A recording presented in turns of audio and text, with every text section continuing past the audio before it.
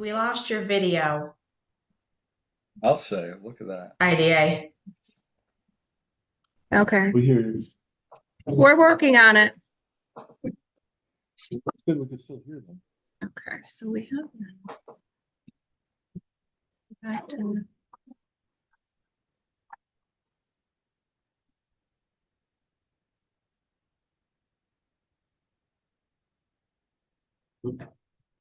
Oops.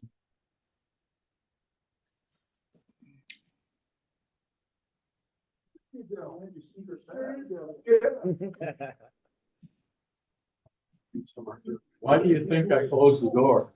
No,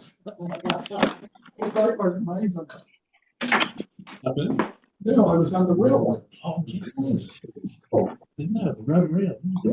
Okay, can everybody hear us, see us? Yes. Okay. We're all set for live? Yeah. We're recording. It'll be forever in the videos archives. I will call to order the Counties of Warren, Washington Industrial Development Agency meeting on June 17th, 2024, 4 p.m. Roll call, Ally. Nick Caimano. Here. Brian Campbell. Here. Jenny Sullivan. Tim Robinson. John Taflin. Juan Gonzalez. Here. We have a quorum. We have 7 out of 9. All right, everybody received the May 20th IDA board meeting minutes. I would entertain a motion to accept those minutes. Brian, second. Nick, any discussion? All in favor? Any opposed or abstain? Motion carries. The agenda does have the minutes of special meeting, but that was taken care of last time. Treasurer's account, Tim, accounts payable. Sure. It's the aggregate of the checks to the official warrant, $10,495.50. Some of it is school. And then you have the party home, that's 1177. Sending those checks. Sure. Probably $100. Then ones with asterisks, that's how it. Here comes that. I would entertain a motion to accept accounts payable. Brian, second. John, any discussion? Roll call vote, Ally. Nick Caimano. Yes. Brian Campbell. Yes. Jenny Sullivan. Yes. Tim Robinson. Dan Bruno. Yes. John Taflin. Juan Gonzalez. Yes. Motion carries. Tim, year-to-date financial report. Here, I'll start with the balance sheet and the May 31st, 2024, very strong cash position. So, liabilities. Yes, for now, we have to think of that.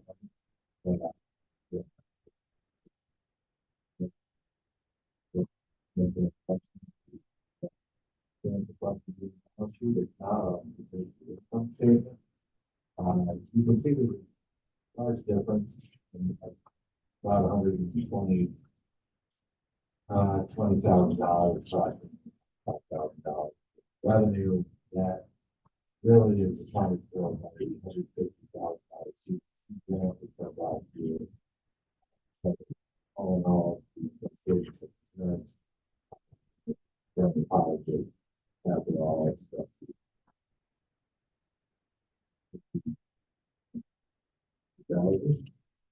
So, certainly open up the questions there, Steve. Does anybody have anything for Tim? I would entertain a motion to accept the year-to-date financial reports. Brian, second. Dan. Any final discussion? Roll call vote, Ally. Nick Caimano. Yes. Brian Campbell. Yes. Jenny Sullivan. Tim Robinson. Dan Bruno. Yes. John Taflin. Yes. Juan Gonzalez. Yes. Good. Moving on to ongoing business. Labella is going to provide us an update on stormwater project. So Paul, do you want to come up and have a story at the table? Sure, I can see you on camera. I can do that. I have some handouts. Okay. I just, I just give saw you that. a link. I think there are some people. We can get that sent out after the meeting. Okay, I'll push the link to that. That'd be great.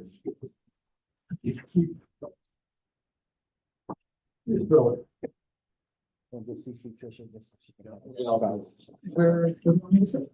Yeah. Yeah.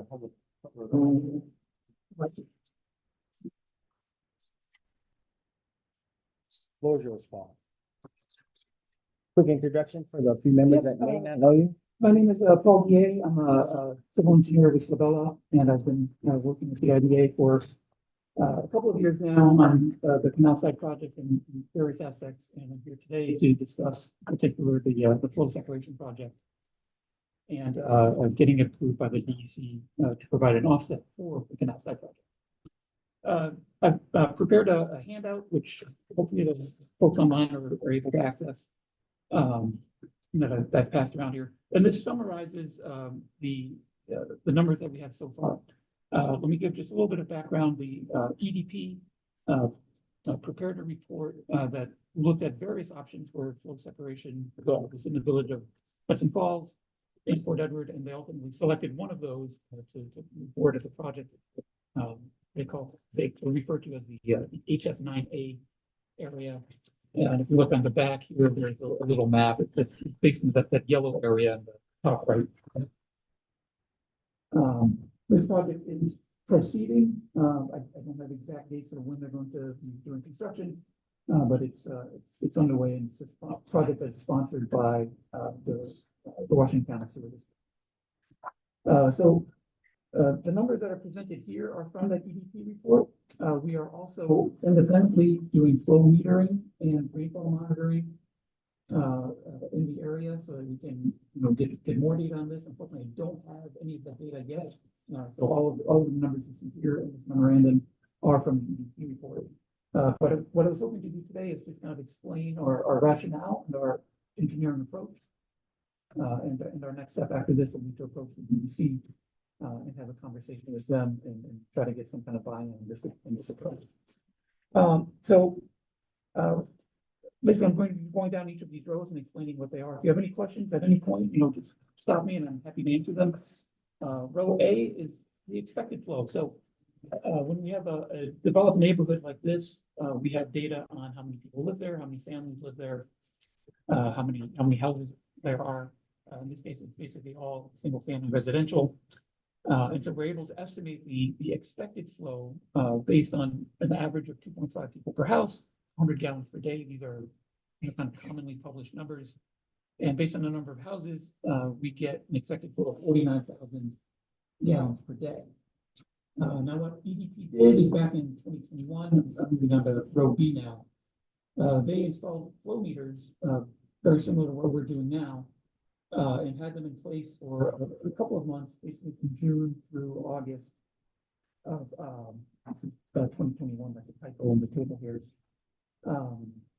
And they were able to, during dry stretches of weather, they were able to estimate what the dry weather base flow was through the sewer. And they found that it was 176,000 gallons per day. So the difference between row B and row A is really what we think of as the infiltration component. This is groundwater getting into the sewers.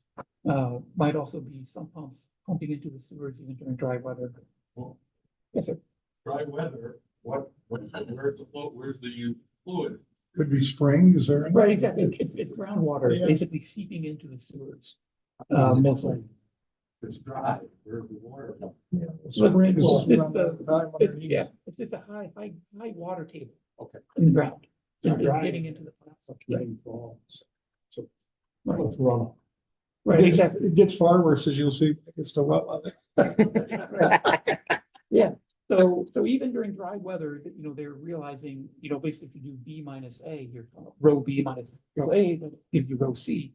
You're at 127,000 gallons per day of, that's infiltration. So again, high groundwater, getting into the pipes. Could also be sump pumps, going off even when it's not raining. Some people's basements stay wet if their groundwater tank gets up. So that's the infiltration component, 127,000 gallons per day. Then they also had, during the period of June through August that they were metering the flow. They also had, obviously, they had some wet weather events. And in particular, they focused on an event that took place on June 8th, 2021. They had a storm that roughly corresponded to the 1 year, 6-hour storm, if you will. And I didn't write down the details of that storm here. But basically during that storm, they observed, they measured flow of 417,000 gallons per minute, which again, if you subtract, if you then do that number minus the base flow, which is rho B, you get that the wet weather caused an additional 241,000 gallons per day of. You said, so, right, you didn't mean gallon per minute, you meant gallon per day. Gallons per day. Okay. Yes. I'm a little nervous. That's a hell of a range hour. Yeah, these are all gallons per day. Generation. Everything here is gallons per day, I'm sorry. That's what I'm speaking. So that's a wet weather inflow for 241 gallons per day. So that's the flow that's getting in through catch basins. Basically, it's a surge in flow that happens within a few hours of the rainfall. It's what they're calling direct influence. So that's water getting directly in against some catch basins, other openings in the pipe where rainfall gets in very quickly. And do we know, you said you didn't put it there, but like, was that a 1-inch storm or a 2-inch storm or So something? roughly what they're calling a 1 year storm, I forget what the depth was. Okay.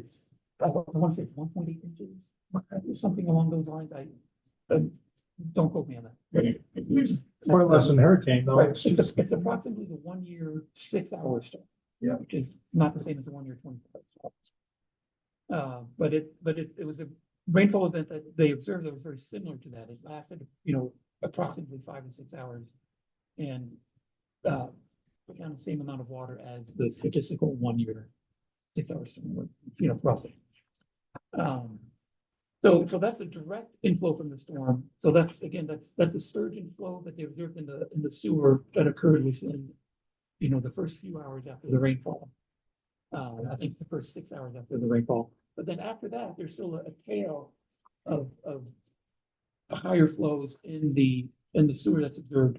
That's what they're calling here indirect flow. That's rho F. This is again the observed meter flow is 344,000 gallons per day, meaning that the wet weather inflow, again, you're now taking rho F minus rho B, which is the base flow. That's an additional 168 gallons per day of flow that's taking place more than 6 hours after the rainfall event, but before the flow gets back down to the base flow. Hopefully that makes sense. So that gives us a total I&I reduction of 536,000 gallons a day. That is C plus E plus G.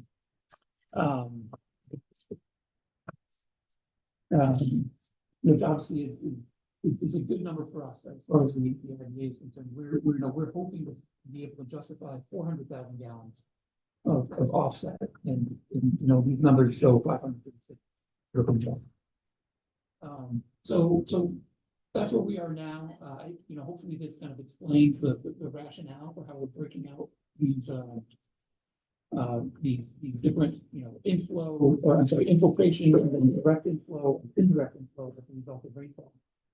And how they're adding up to this total I&I reduction. Any questions on the methodology? I know I'm throwing a lot of numbers out there. Then you take this to DEC, Correct. and do you have to do any other flow monitoring or current? Well, yes, so when we are doing that right now, we have a flow meter in place. It's been in place for the last couple of weeks. But I don't have any data from it yet. I'm pounding our people to get us that data. are we able to reach the total or just a percentage of the total? I'm sorry, I don't understand. With what we're trying to do, can we reach the whole, I mean, it's not possible to reach the 536. Well, the 536 is what they observed back in 2021. Right. And that's the result of a 1 year, 6-hour storm, approximately. The reason we have to approach DC is they don't have clear guidance on how to evaluate how much reduction you're getting or how much of an offset you can have from, from performing a sewer separation study like this. The dry weather base flow is, pretty straightforward. That's pretty obvious, right? Yeah. But the wet weather, the direct and indirect inflow during wet weather, during a storm event, that's less clear, right? There's no guidance. Like, should you use a 1-year storm? Should you use a 1-inch storm? Should you use a 5-year storm? Should you use a 100-year storm? Oh, yeah, 3 inches an hour compared to Right. an inch an hour. Exactly. 12 What- hours. Different deal. Yeah, exactly. What storm do you use? Which one matters? Obviously, the bigger the storm, the bigger the amount of, ion reduction you would expect to have. It's also less and less likely that you would observe such a storm unless you had a flow meter in the ground for, months, even years on end, right? And so we need to be able to make a reasonable pitch to the DC that the storm we're selecting is a good storm, is representative of storms that are, common enough so that, they'll reap those benefits on a regular basis. If we came to them and said, look, the 100-year storm gives us our 400,000 gallons, it would be reasonable for them to say, okay, but the 100-year storm happens once every 100. That doesn't do us any good the other 99 years when we still have combined sewer overflow events at our treatment plant.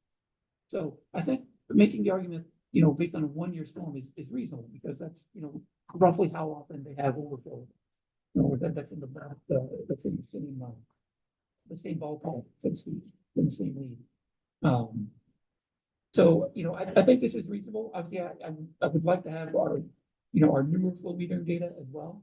But given that we're just now going to start getting that data, and given the time constraints that we're under, I think it makes sense to approach the DC with this and at least explain to them what our rationale is here, what our logic is in terms of separating out the infiltration, the base flow infiltration, the dry weather infiltration from the wet weather direct inflow and the wet weather indirect inflows, and how we're arriving at a total here.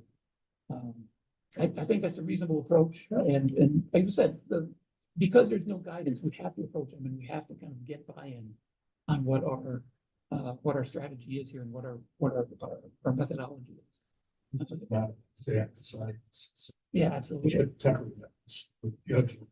Right, exactly. We have to convince them that this, our judgment here is Straight. Yeah. The other thing is the DEC, they're taking all kinds of random decisions. So to your point, getting this going is a good thing for many different reasons, including the fact it might take a while to respond. Yes, and also because there's no clear guidance, I would hate to just, wait till the end and give them one report for them to chew on. I would much rather go at them with something somewhat informal, like this memo, and sit down with them and explain, this is our rationale, and get some kind of, it's not gonna be a final buy-in, but get some kind of verbal comfort level from them. That we can, then put in, meeting minutes and circulate around in an email.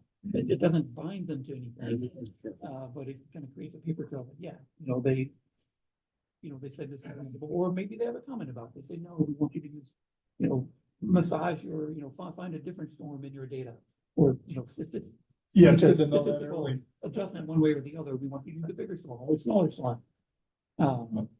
My experience with the DEC involved them earlier, you have better shot at success. I don't know, Paul, to you, but I didn't know school with this slide rule. Gotta go back to A and B.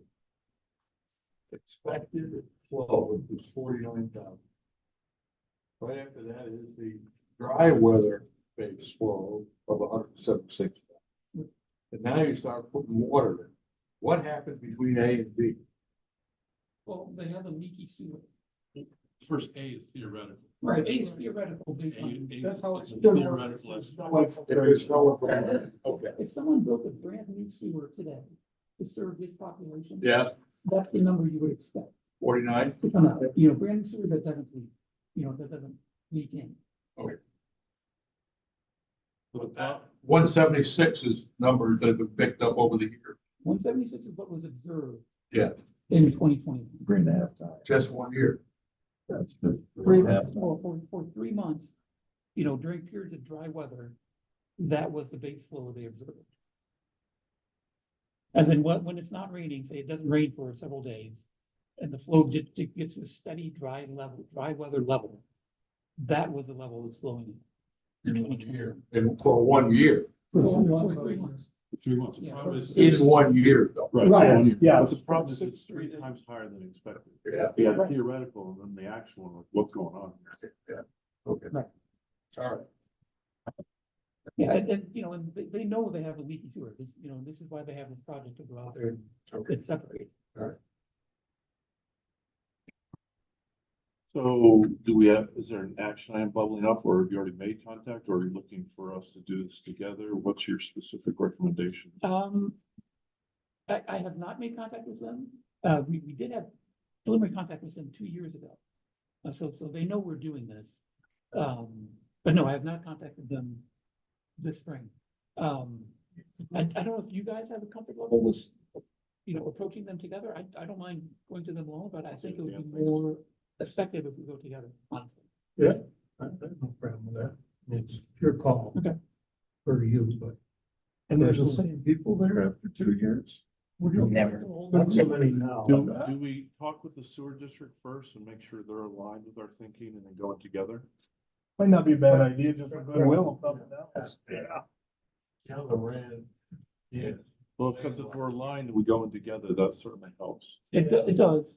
The rationale behind all of this is sewage treatment plants treat everything that comes in. Yeah.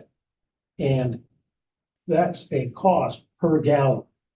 So if you can take a treatment plant treating 2 million gallons a day at X number of cents per gallon, and you can cut that down to 150 or 1.5 million or something like that, you see the savings. So that's what a lot of this is based on.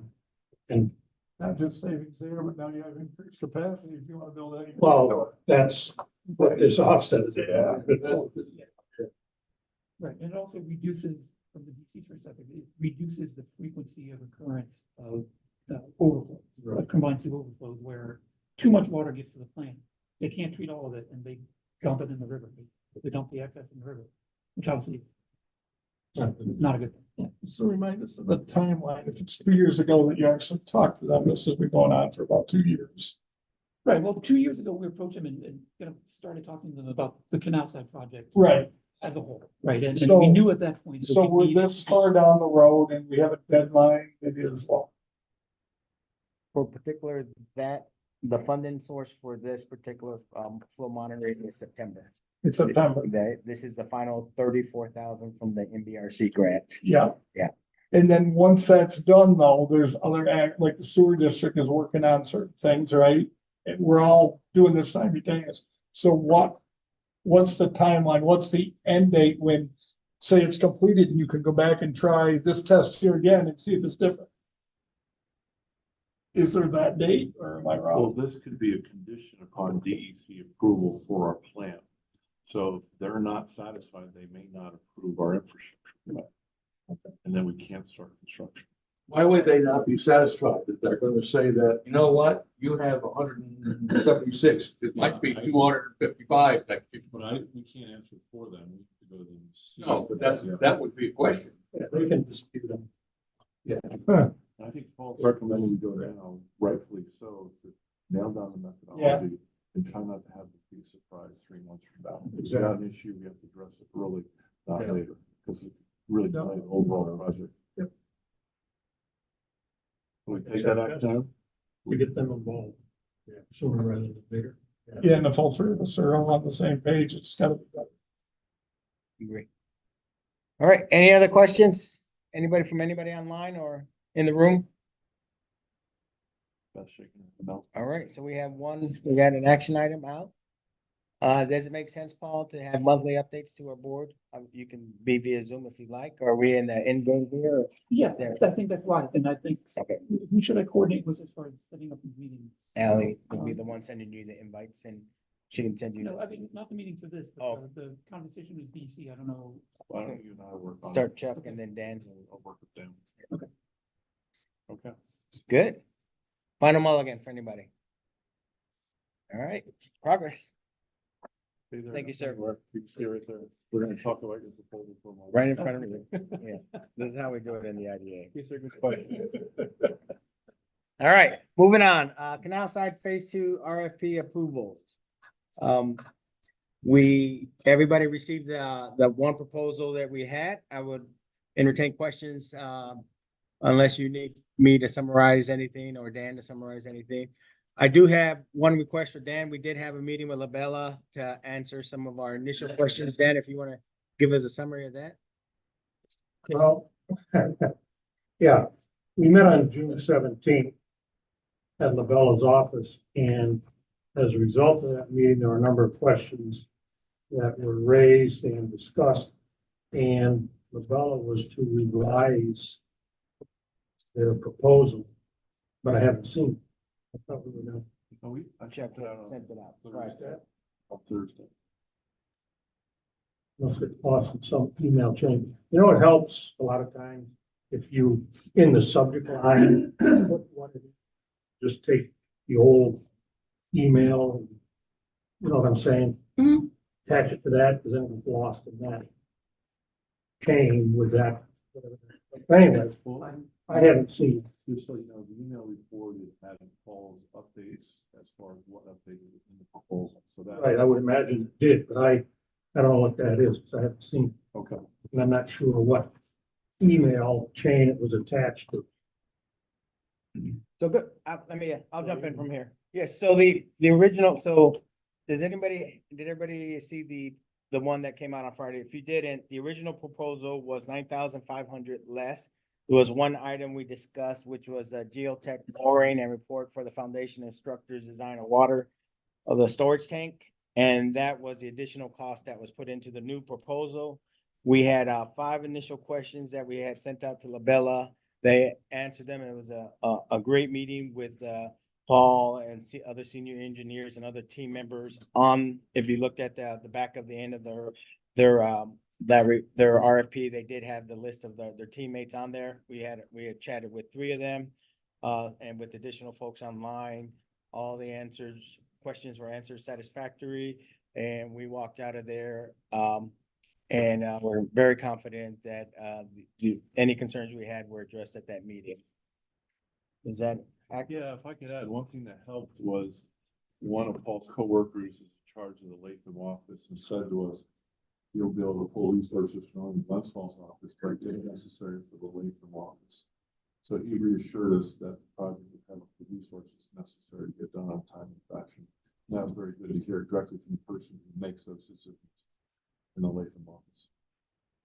And so, all things considered, we're looking for a vote today so we can get them started and with the expectation and hope that we can get construction RFP out in December to get that awarded in early 2025 and then construction starting in early 2025. We've got a lot of work, pre-work to get to that. It's an aggressive schedule. That's why we wanted to have a decision today. Can I add, I believe Beth had said that the estimate here is within our conceptual cost estimate. So it's all in line with what we were expecting. Beth, go ahead. Jump in, Beth. Yeah, I just wanted to know in the new proposal, the schedule was not updated based on the conversations we have with wanting to bid in December. So the 100 series should be through 11/30/24, not 12/31. The 200 series through 11/30, the 300 series through 11/30, because that's all the construction docs and the bid docs. And then bid phase, the 400 series starting 12/1/24, not 2/1/25. And same with the 500. So I just want to make sure that in the contract creation, that accelerated schedule is captured. Yeah, I just showed that to Paul. Yeah, I don't have a problem with that. And you're right, and I forgot to update the schedule as much through the proposal. Good. All right. So we do make a motion, we will accept it as amendments as discussed by Beth. Gonna put some wordage on what we're expecting. Yes. Go ahead. So I would entertain first any further discussion before I. Yeah, because you went through those Deadlines again? Beth, a few of us have the hard copy here. Do you mind just repeating those deadlines again, please? Yeah, so for the 100 series, it would be 7/1/24 through 11/30/24. For the 200 series, it would be 7/1/24 through 11/30/24. Same for the 300 series. And then the 400 series would be 12/1/25 or 24 through probably 2/28/25 if we bid December, January, award by the end of February. So that would be the same for 500 series. So it would be 12/1/24 to 2/28/25, or it could be 3/30/25, depending on how long you want to leave the bid out for. I know there was some conversation back and forth about how long it would be, especially with the holidays in there. Thank you. Good. And then schedule, the 600 series would also change, correct? Or do we stay with the April 14th, April 15th kickoff date? Yeah, I think 600 and 700 are fine, and 800. Okay, good, okay, thank you. Yeah, with April 15th. You're happy with that? I am happy and I'm happy with the recording, so I didn't have to take notes. I could just review the recording. Yeah, so I would entertain a motion to accept the proposal by La Bella with the recommended edits by the Regional Planning Board as recorded in our minutes. Tim. Nick was second. Any final discussions? This is a roll call vote. Nick Carmona. Yes. Brian Campbell. Ginny Sullivan. Yes. Tim Robinson. Dan Bruno. Yes. John Taflin. Yes. Juan Gonzalez. Yes. As we go on this thing, there's going to be natural changes, something happens. Yes. You have to change. You have to go back to this and redo it, right? I mean, at least gotta keep up to date. We will, we'll provide See a lot of updates. Things happen. Well, and you're right, things are gonna move fast, and the question is, can we handle a project this size with decisions coming once a month on a board meeting? And the answer is probably gonna be no. We're gonna need some leniency as we've done on funding, on paying bills. We're gonna need a little bit of leniency, but we're not there yet to have that discussion. We will be having that discussion probably. How much leniency do you want to give, Chuck, Dan and I to be able to make things happen during, because if it's a $6 million project and we've got 12 board meetings in the time frame, or 18 board meetings starting a year and a half from now, can we make all the decisions we need just in 18 meetings? Knowing construction as I do, the answer is probably no, but we're gonna make sure that the board stays well informed via email updates as well during time. We're not there yet. That's right now, just theory, us talking. Please continue.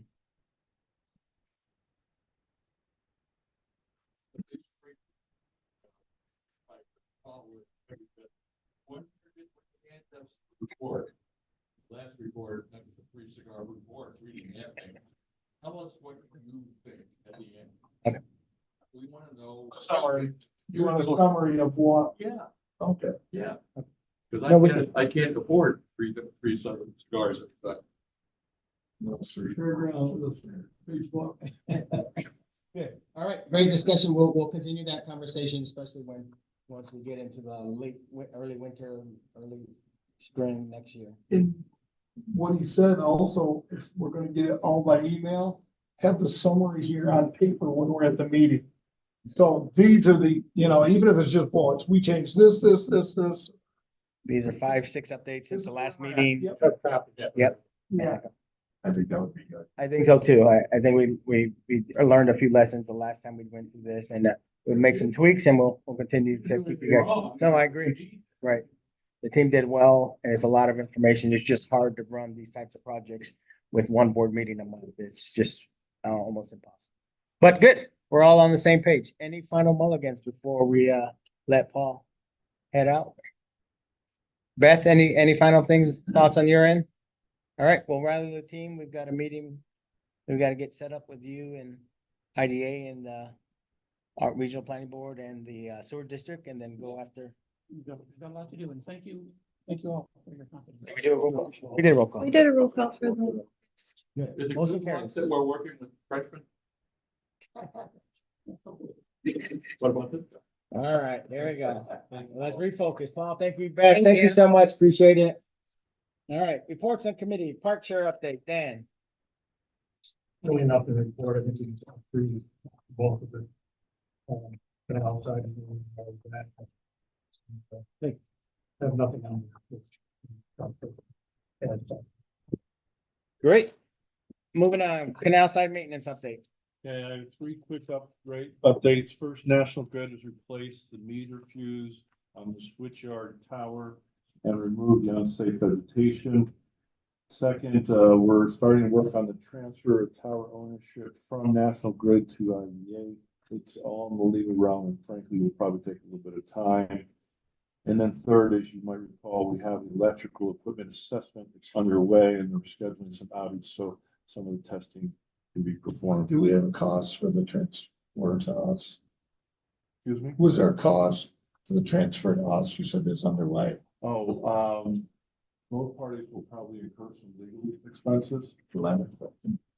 And nothing other than that? There should not be any. The tower now, thanks to Main Suite, is actually in good condition. What's transferring? No, they're transferring back. Oh, yeah, that- So WCC, for reasons we don't quite understand, National Grid asked for it from WCC years ago, and it happened. It's very unusual. Now they're coming back and saying it's property that you, the IDA, owns this, and we do not. And we do agree. Otherwise, we have to put another switch tower in, which within itself would be very expensive. So this is the least expensive option. Does it change any of our insurance costs? No. Any other questions on maintenance? Can I go on to the Good. next activity? All right, tenant activity. And activity, SMS Rail has seen uptick in grain shipments due to a plant strike up in Canada. So we saw 11 cars today. We saw 15 cars on Friday.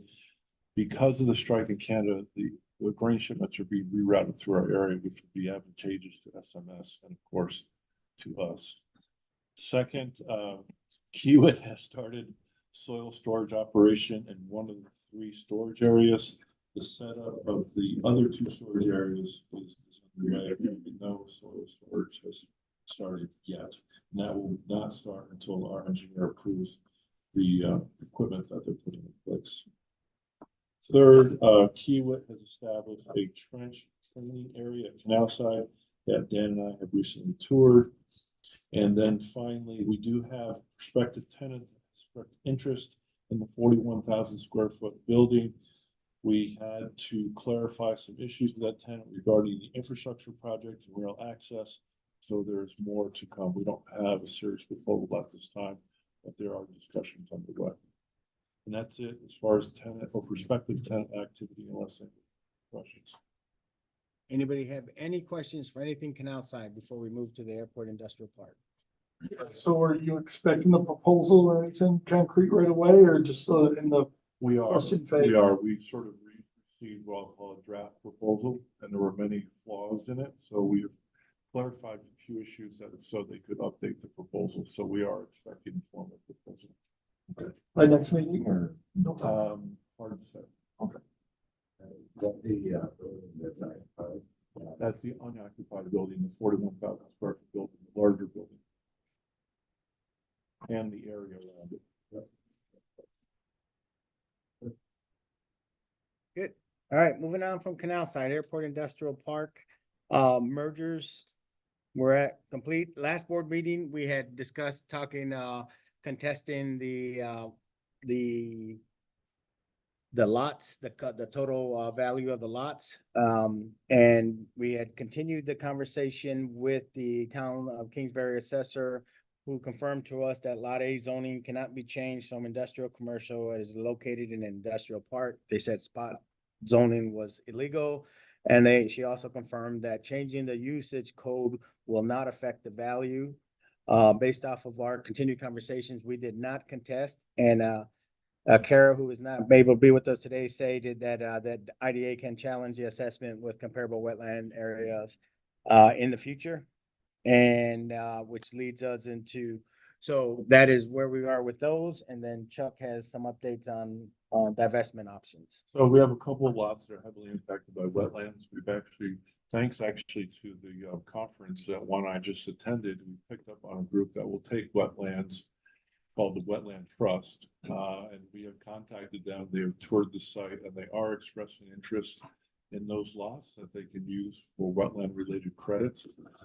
More to come. All they've done so far is toured the site, but they've had positive thoughts after seeing the site. More to come. We've also talked with the Lake George Land Conservancy. We've talked with the Queensbury Land Conservancy. We've also talked with the Greenland Bird Trust. So we are probing around with various options of entities that might want to take over that land. More to come. Again, the concern is that the capital cost, and I'm reading the notes from our executive meeting, we briefed this at exec. Capital cost for the sewer slip lining will increase next year, thus increasing the vacant lot sewer expenses. And Ally's been in contact with the Washington County District or. Yes, and with the current estimated numbers that I had sent to them, they agreed that we're probably looking at what's been estimated as far as cost increase with the new sewer. So again, we are the one I always like to, before I start talking about divesting what's remaining, that there's been a tremendous amount of work over there at Airport Industrial Park. Everybody, those that have worked on this for the last few decades should be proud of what was built over there. The last parts of lands that we have are heavily, have wetlands quite a bit. And so divesting is really what we're looking at as now that the tax situation has shifted on us in the next few years. We're looking at seeing if there's any way we can divest of the remaining lots this year. So with that, that's our update on Airport Industrial Park. We would like to open it up for any discussion. Brian. Can I just say quickly, Craig is online. He's having a hard time hearing some of us. So for those in the back, if you have something to say, just a little bit louder for him, please. So anyway, in this, if the Conservancy or any of these conservancies were to take this land, there will be no cost to them, to the sewer district. Good question. We asked them that question, particularly the Wetlands Trust, because they've done a lot of these land acquisitions across the state, and they've said it depends on the area and the local jurisdiction. So that is something that will have to be figured out. Because those costs are about to escalate very rapidly. So the Wetlands Trust, just a real quick, this is a group that sells wetland credits to developers. So if they need to get 1-for-1, and those credits are very publicly $98,000 a credit. So them incurring some cost is financially may or may not be worth it. So hence why they're interested, and we'll see where that possibly leads. So it's still, that would normally might scare somebody away. This group, it may probably will let them continue to investigate. And this company gets a commission for doing the work? Well, that they're a nonprofit, so they certainly will cover their expenses. And that's what I don't know if a nonprofit. I think with us owning the property, we have to pay the sewer district. I think a nonprofit maybe wouldn't have to, because now it can't be developed. Right. So there might be a differentiation there. Remember quite a few years ago, a group bought some property in Dresden that is underwater, I think like 12 out of 13 years right there in Lake Champlain. And they come in and took that because whoever owned it didn't want to pay tax on it. It was a way to remove it. So I know there's opportunities there, and I don't know if that was that group or not. As they do their due diligence, we'll learn more. Okay. And as the column cell has taught us, that there are neighbors looking to ensure that they keep their area as well protected. And so there's another option as well that it's early on, but Yeah, we thought it important to notify our neighbors that we're good idea investing. So we will send notification to all those neighbors just to double check if anybody has interest. And they'll be aware they can't build on that. Correct. and then we have two final updates on two lots. Column and BHP management. Hilltop Construction and the column sale finally closed, and we did receive our funding for the sale of those lots. So they are officially complete. Will be our last update on those two. We are 100% done there. All right, that's what's going on with Airport Industrial Park. Any final questions before we move on? All right, moving on. Ongoing business, Fast New York update. As you know, as we briefed the executive committee, the checks that we owed Fast New York to execute on the grants have been cashed, and we are now in 100% execution mode and can submit draws to receive payments once we start incurring expenses. So that is a quarterly reimbursement program as well. So in a raise, you will pay first and then get reimbursed. So that's we have moved to execution phase for that. We also had our first meeting with Glens Falls National Bank on how to help bridge fund the grants. And by the August meeting, we should be bringing the board some options on funding, and then we can have that discussion starting in August as well. So that's where, and then of course the RFP, we just went through that. So that's our updates on Fast New York. Any questions there? All right, everything underfoot, closing update, Ally. Okay, as Kara isn't here, she sent me some notes for these updates. For everything underfoot, she had no updates at this time. We will continue to work with the company council on developments. And I also reached out to Mr. Smith, and he has not gotten back to me. So we really don't have any more information ever since the project has been accepted by the board. For 326 Sherman Avenue Associates, the Warren County Committee approval was received on May 22nd. Washington County Committee approval was received on June 23rd, or June 13th, I'm sorry. The Board of Supervisors for both counties will be on June 21st, and no issues are expected at this time as far as them approving this. And the closing is tentatively scheduled for June 24th. And that's it for those two. Good, moving along with our two applications this year. Any questions on those? All right, so moving on to new business. This is what happens when you miss a meeting. Since Trisha's not here, we are gonna, no, okay. This is volunteered. I'm gonna read it from the executive committee notes, so we stay the same. Mr. Bruno made a motion to nominate Trisha Rogers as secretary, and Mr. Robinson second. All voted in favor by voice vote. This nomination will be pushed to the full board for consideration, and we did talk with Trisha, and she volunteered to take over the roles of secretary for both the IDA and the CDC. So we will entertain a motion to accept those. Brian second. Tim. And this is a voice vote. So any questions before? All right. All those in favor? Any opposed or abstain? Motion carries. I'll send her a text while she's at her golf event. She's running, it's her event, so she couldn't miss it. And Kara's been sending photos. All right, staff report, CEO. Okay, so this is a report from May 21st through June 17th today. On May 21st, Ally and I started onboarding our new social media intern, Alice Fox, who's here with us. We've actually asked Alice if she would have a few words for the board, so she's going to describe what she's been working on. So, Alice, all you. Okay, so we're starting with social media for Warren Washington IDA. So we started the LinkedIn, and we got our first post out, and we're going to start posting more frequently. We're going to be posting like what you guys do, what projects we're working on, past projects. So next week we're gonna really start posting about that. And then eventually we're gonna move on to like Facebook and start posting on Facebook because that's a really good platform to reach people at. And then eventually, like maybe at the end of the summer, we'll start an Instagram. But hopefully we'll get word out about what Warren Washington does, and maybe it'll attract other businesses who need help. So it'll be really great to see how it affects Warren Washington. And then eventually, we're thinking about doing board highlights and also staff highlights.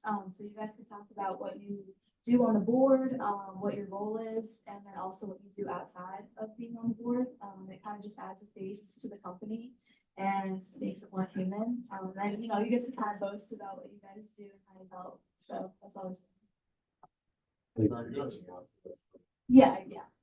With LinkedIn, I'm on LinkedIn, I haven't seen anything. Is there a way you reach out to like the two counties? Is there a way for us to get things? I mean, we would have to follow and, Yeah. but is there a way for you to come up more prevalent to Warren, Washington County people? Yeah, that's actually really, so, we're thinking about, once we get like more posts going out, and more followers, we're hopefully going to boost our posts, so pretty much pay LinkedIn to reach out to people in specific areas, so you can do it like demographics or geographics, so we're gonna try to do it, like boost those posts to Warren and Washington, people who have LinkedIn. Yeah, so exactly what you said. Yeah, no, it's just funny that it's already out there and I haven't seen a thing yet. Yeah. Yeah. There it is. Say, Brian, you have to follow them. Yeah, we haven't boosted it yet, so once we. I haven't seen it to follow. Well, so we wanted, Alice rightfully said we have to build the content before we go big. So we're building the story, so then we'll have a splash. Building the story of us. Building the story, what we do and the projects we've worked All on. right, I was gonna have something for the end, and I'll do something for your folks. There's a major project, major problem going on right now. It's in the news. That's Lake George. It's cleanliness, and what do we use to clean that lake? Because therein lies our life. So have we talked to anybody? Are we involved? We are not involved. Meaning, well, should we? Yeah, I don't know. Yeah, I don't know. All to do anything. We are a major, supposedly a major business operation type thing here now. Business. There's nothing else for business in life than Lake George. Yeah. We ought to say something. I think we all agree that Lake George is important, and we have a lot of Lake George centric projects, but not typically directly with investors, not necessarily With the whole lake. lake. And so that's a broader issue. I know the Warren County EDC is involved, and I know the county's involved, and the EPA is involved, and the DEC is involved. So this is something that is not normal to what we do, Right. between incentive projects and industrial parks. So we'll let other people advocate, but there's no dispute about the business impact of that lake, and I believe that's not like an issue. I guess another way I'd look at it, this is different than the way you're looking at it, is if somebody or a group like the IDA who is pro industrial development in our name, even though we do a million other things, and they think we're on for use of a certain chemical, it could be counterintuitive. I would rather sit on the sidelines on that. Well, nor are we qualified. Right. Expert. We're not, but I'm afraid it could be counterintuitive and we do more harm than good. Cause I hear about it at the Adirondack Park Review Board. And we just have people up there that swear it's the thing to do and, but then I remember back at the time that you remember when they spread all the PCBs on the dirt road, it was a thing to do. And then we sued the company to dredge the Hudson. So I don't have a lot of faith in the government, and I think it's great to do because 20 years later they're back to kill the people that played by the rules. So So. this is one that. I take back. Hold on. All right. One thing I can also add is Alice will be with us when she goes back to school. She's a rising senior at Binghamton University, and she'll get this program launched for us and also work with us until she graduates and moves on. So we're very happy to have Alice with us, and we're expecting some good things to happen. It is so good to hear you from that in the area.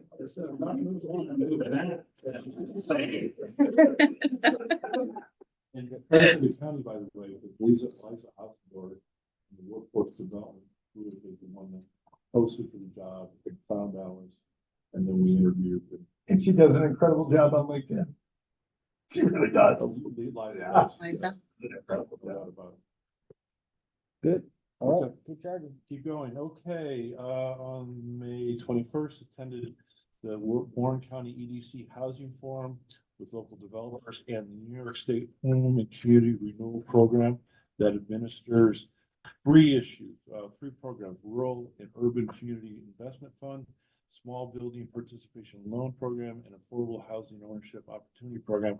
Let me just mention that because we play working for incentives for a certain portion of the housing world, but there are other areas that these developers are looking at. And so we are teaming up with EDC and making sure these developers are aware of the programs that we can help with, and programs that are available outside of Albany. And by the way, the EDC gets the credit for running that program. I was just a participant. On May 22nd, Warren, we already talked about that. Forget that one. On May 23rd and 24th, Juan and I were at the New York State Economic Development Council annual meeting in Cooperstown. We each engaged in different seminars. I attended sessions on global reach of economic development, update on the cannabis industry, Empire State Development, and NYSERDA programs, and site selection by the Director of Site Development of Burns and McDonald, which is a global engineering firm. One of the things she said that hit home with me is she said any industrial park that has big power and rail is very valuable. And that's exactly what we have with Canal Side. So it was nice to have those words of affirmation. And then finally, at the end, New York State Controller Tom Donopoli spoke. And I don't know if you have anything to add with what you went to. Just real quick, housing, there was a great housing seminar, and a gentleman that was up there was talking about those of us, and I was one of them, that had the assumption that the population is going down, so housing is going to correct itself. He said, but you have to take into consideration the fact that the American families are getting smaller. So you used 10 population in general. Back, many years ago, that was 2 families with 3 kids each. So that 10 population needed a stock of 2 houses. Then he says now, because the families are getting smaller, that same time 10 population could be a single person with a house, a married couple with 1 child, and a married couple with 2 child. And that same 10 population actually needs 4 housing stock. So the fact that our population might be dwindling is not necessarily mean it's going to solve our housing issue. And so it's eye-opening. There's just a tremendous amount of conversation. The world is shifting beneath those family sizes as well as population size, and where the housing and who wants the housing and what kind of housing they want is constantly shifting. So it's a pretty phenomenal conversation that he had, and just a tremendous amount of data. And it's different for each area. There was an IDA we were talking to that, what do you mean you can't build 20-story apartments and be done and get your housing numbers up quickly? We can't do that here. And so very interesting. The other one was National Grid, the infrastructure costs to get energy to where it needs to be. The amount of energy that's available is just substantial. So if you talk to any executives with National Grid, there's just a looming crisis coming that is getting difficult and more difficult. So having that energy source in your land is vital. And 2 turns from a major highway. If you're going to build a new IDA, you might want to consider that. Those seem to be the more successful ones here lately. And if you don't have utilities, tens of millions of dollars if you've got to get miles of utilities to your site. So things to consider if we decide to go on a good adventure of building a new IDA park. And we also met a team that is IDA team that was just midway through their housing policies, and they presented that to the folks that were there, and then they sent their copies of where they are at, and so that was good data as well. So it was a good event. It's one of the most attended events. So well attended and diverse, and you meet a lot of IDA folks from around the world that we spend a lot of time with. And we were with the Niagara IDA for half a day, and phenomenal stuff that they got going on over there as well. Yeah, it's so interesting with the different IDAs, whether rural, urban, small, big. There's common issues, but there are also some best practices that are very helpful. So as Juan said, very, very helpful. Just continuing through, I'll just hit 2 more. June 6th, toured Glens Falls Medline NAMIC facility, which I didn't realize it has over 350 employees. And we were with the Glens Falls Economic Development Group, Warren County Economic Development, Warren County Career Development, and SUNY Adirondack. So this was something that NAMIC did to start getting a little bit more involved in the local community. And then finally on June 11th, there was the famous triple mixer up at Sagamore Hotel with the ARCC, Lake George Chamber and the Bolton Chamber, and that was, of course, very well attended. Okay, as far as my engagement reports, year to date through June 14th, there's been 56 engagements, 17 of the manufacturing distribution, 1 food and beverage, 7 hotel and resorts, 11 tourism and recreation, 10 housing, 2 energy, and 8 of other. Of those 56, I believe 7 could be applications in 2024. 2 applications have already occurred. There'd be 8 potential applications in 2025.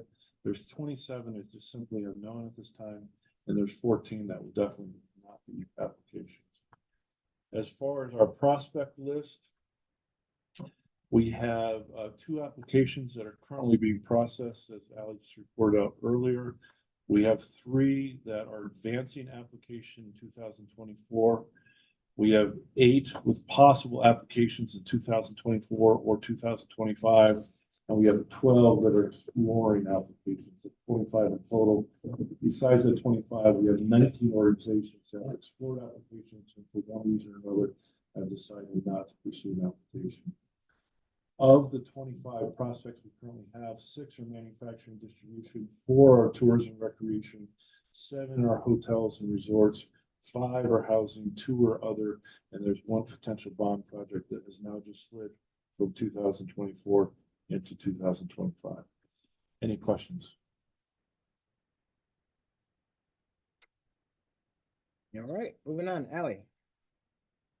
So June is Village Tax Month, and the IDA has 2 projects that do have to pay village taxes, the Fort William Henry and the Greenwich Preservation Group.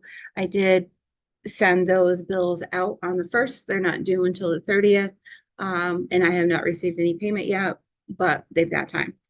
And that's just something that's out of the norm for what my daily activities are. So I thought that would be an exciting way to start off my conversation.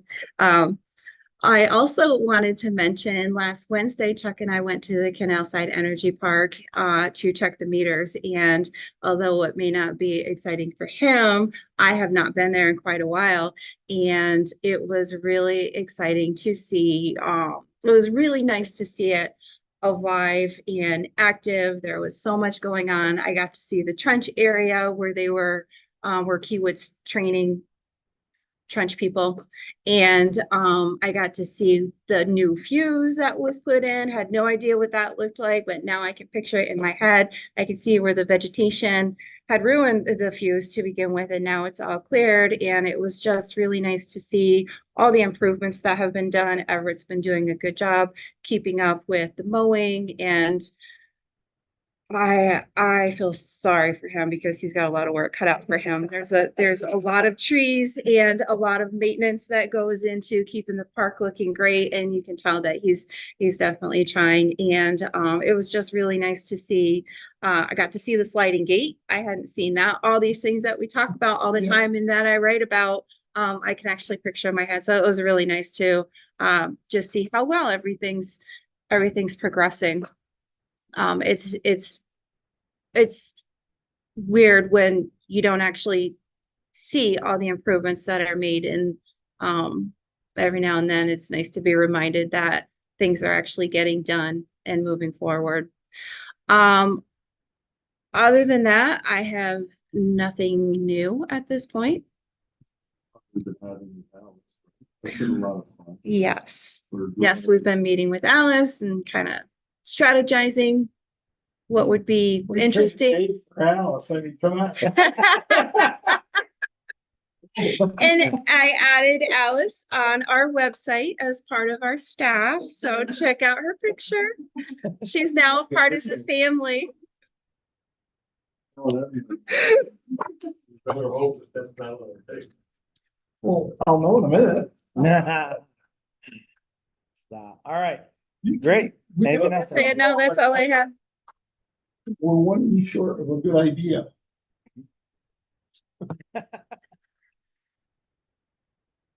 Yes, Okay. grammatically, that is correct, yes.